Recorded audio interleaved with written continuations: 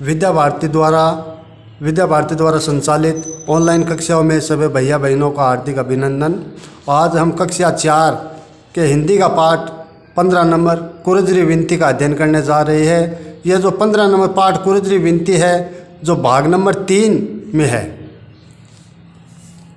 कुरजरी विनती, कुरज एक पक्षी का नाम है और यह एक विनती कर रही है जिसको हम आगे पढ़ रही है। समुद्र के किनारे एक ऊंचा पर्वत था। उस पर्वत की तलहटी में सुथरी ठोड़ देखकर एक कुरज ब्याई। सुथरी का मतलब होता है साफ जगह पर देखकर। एक कुरज है वो वहाँ पर ब्याई और 17 अंडे लाई। कितने अंडे? 17 अंडे। उन अंडों को कुरज ने 17 दिन तक सहा। सहा को मतलब संभालना। उस कुरज ने 17 दिन तक दाना भी चुगा नहीं लिया। 17 दिनों तक वो कुरजा ने कोई भी दाना चुगा नहीं लिया। सेते सेते उन 17 अंडों से 17 बच्चे निकले। तब वह अपने बच्चों के लिए चुगे की खोज में उड़ी, क्योंकि जब बच्चे अंडों से बाहर आ जाने के बाद में कुरज है वो अपने चुगे के लिए बाहर निकली और उड़ते उड़ते उसे एक तोते की पाँख जैसा हरा भरा जवार का खेत नजर आया और वह रोजाना उस खेत से अपने बच्चों के लिए चुगा लेने जाने लगी। खेत का मालिक लोभी था। लोभी का मतलब लालची था। उसने सोचा कि यह कुरज तो हमेशा बिगाड़ करती है, इसे पकड़ना चाहिए। खेत के मालिक ने यह सोचा कि यह तो कुरज हमेशा अपने खेत में आती है और अपने खेत का बिगाड़ करती है, इसे हमें पकड़ना चाहिए। एक दिन उसने जवार के पौधों पर गुड़ की पात का लेप कर दिया। उन्होंने क्या किया कि जो जवार के जो पौधे थे ना उस पर गुड़ की पात जो पतला पतला गुड़ करके उसके ऊपर लेप कर दिया। कुरज चुगे के लिए खेत में उतरी तो चिपक गई। कुरज को यह पता नहीं था कि आज यह जो खेत का जो मालिक है यह इस पर सब पे भी गुड़ लगा रखा है। कुरज उड़ने के लिए झटपटाने लगी तो किसान ने आकर उसे पकड़ लिया और उसे खेजड़ी पर भी बांध दिया। कुछ समय के बाद भेड़ चलाने वाला गडरिया उधर से निकला और फड़फड़ाहट करती हुई कुरज ने करुण स्वर में गडरिया से विनती की। जो भेड़ को चराने वाले को बोलती है गडरिया, उन्होंने क्या विनती की यह विनती हम देखते हैं। रेवड़रा एवाड़िया रे बीर टम्बर कट्टू, वो कहते हैं रेवड़ का गंवाड़िया बांधी कुरजा छुटाई मारा बीर। कहे मेरे रेवड़ का गंवाड़िया ये कुरजा ने मेरे को बांध दी है, मेरा बीर तू मेरे को छुटा। समुद्र रे काठे ब्याई मारा बीर टमर कटू, समुद्र के किनारे पर मैं ब्याई हुई हूँ। भाकर खुड़के ब्याई मारा बीर टमर कटू, 17 बिचिया ल्याई मारा बीर टमर कटू कि मेरे 17 बच्चे हैं। आंधी में उड़ जाए मारा बीर टमर कटू कि अगर जो मेरे को नहीं छुटाओगे तो वे बच्चे हैं वो आंधी में उड़ जाएंगे मेरा बीर। लुआ में बल जासी मारा बीर टम्बर कट्टू, लुआ को मतलब ताती लू में वो बल जाएंगे मेरे बीर। मैं हो में गल जासी मारा बीर टम्बर कट्टू, अगर जब बारिश आएगी तो बारिश में वे गल जाएंगे मेरा बीर। भूखा ही मर जासी मारा बीर टम्बर कट्टू। यह गडरिया से विनती कर रही है कुरजा। कुरज की विनती सुनकर गडरिया को दया आ गई, क्योंकि कुरजा है वो उनके सामने विनती कर रही थी और उनकी विनती सुनकर गडरिया को क्या आ गई? दया आ गई। उसने खेत के मालिक से कहा छांट कर अच्छी सी एक भेड़ ले ले और इस निरोही कुरज को छोड़ दे। उन्होंने खेत के मालिक से कहा कि जो भी आपको अच्छी भेड़ लगे वो एक भेड़ ले ले, लेकिन इस बेचारी कुरज को छोड़ दे। निरोह का मतलब होता है बेचारी। खेत का मालिक लोभी था। उसने कहा सारा का सारा रेवड़ दे तो मैं छोड़ दूंगा। गडरिया ने कहा मैं तो नौकर हूँ, लेनी हो तो एक भेड़ ले ले, इससे अधिक देना मेरे हाथ की बात नहीं है। उन्होंने कहा कि मैं तो एक नौकर हूँ, मेरे पास इतना अधिकार नहीं है कि मैं पूरा का पूरा रेवड़ आपको दे दूँ। अगर जो लेनी है तो एक भेड़ ले, इससे अधिक देना मेरे हाथ की बात नहीं है। उसने काफ़ी निहोरे किए पर खेत का मालिक नहीं माना। कुछ देर बाद गायों का एक बड़ा झुंड आया और कुरज ने वैसी ही करुण स्वर में विनती की उसके बाद में क्या हुआ कि गायों का एक बड़ा झुंड आया और उसी के मालिक के सामने कुर्जा ने उसी प्रकार से करुण स्वर में विनती की, गायारा गंवालिया रे वीर टंबर कट्टू, बांदी कुरज छुटाई मारा वीर टंबर कट्टू, समदारा रे काठे ब्याई मारा वीर टंबर कट्टू। वह भी उसी के सामने यही विनती कर रही है कि गायारा गंवालिया में कुर्जा, उनके सामने विनती कर रही है कि गायारा गंवालिया बांदी कुर्जा छुटाई मारा वीर, के है मेरा वीर, मेरे को बांध दिए तो मेरा वीर तू मेरे को छुटा और मैं समुद्र के किनारे पर ब्याही हुई हूँ।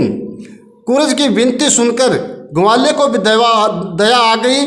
उसने खेत के मालिक से कहा, छांट कर एक अच्छी सी गाय ले ले और इस कुरज को छोड़ दे। पर खेत का मालिक अत्यंत लोभी था। उसने कहा, सारी की सारी गायें दे तो छोड़ दूँ।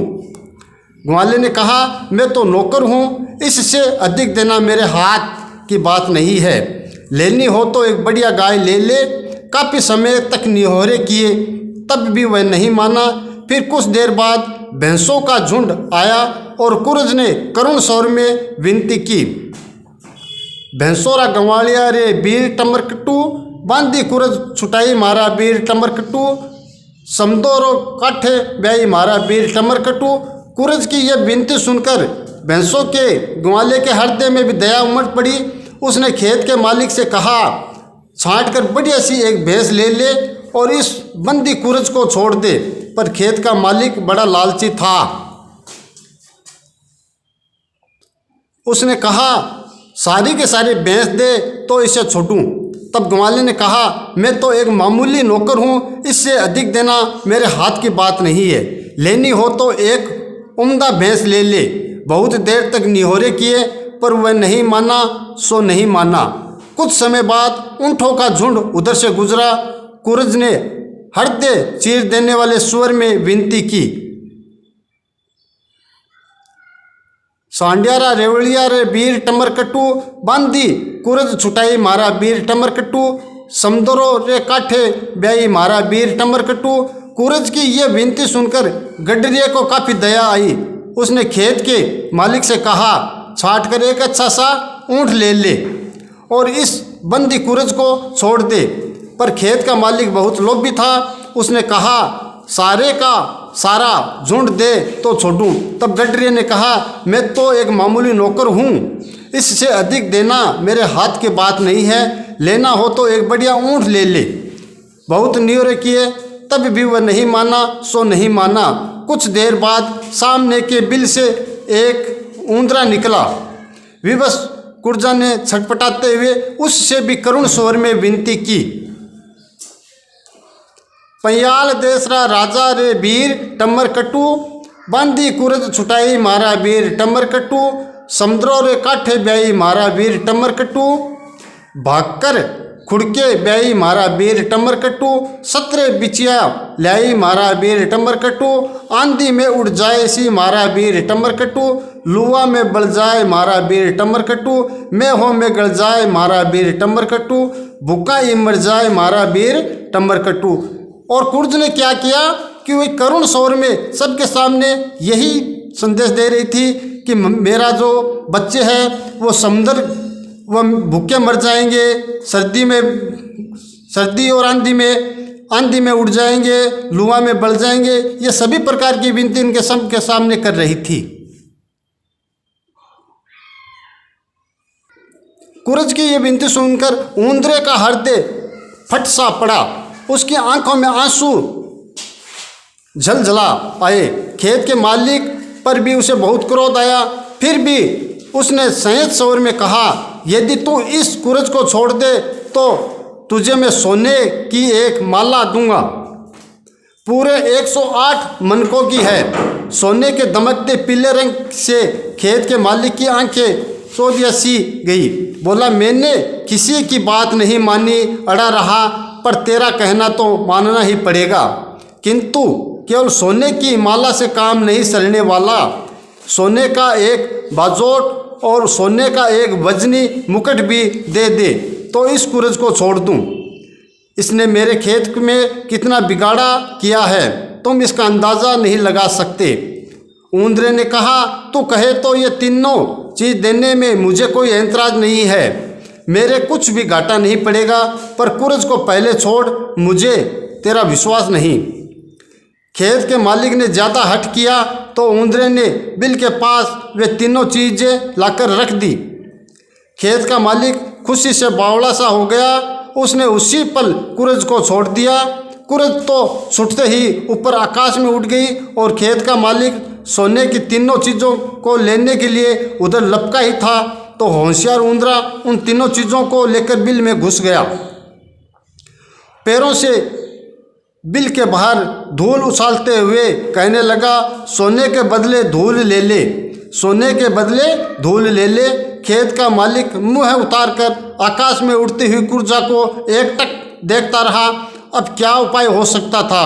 कुरज तो आकाश में उड़कर अदृश्य हो गई और ऊंदरा पाताल में अदृश्य हो गया।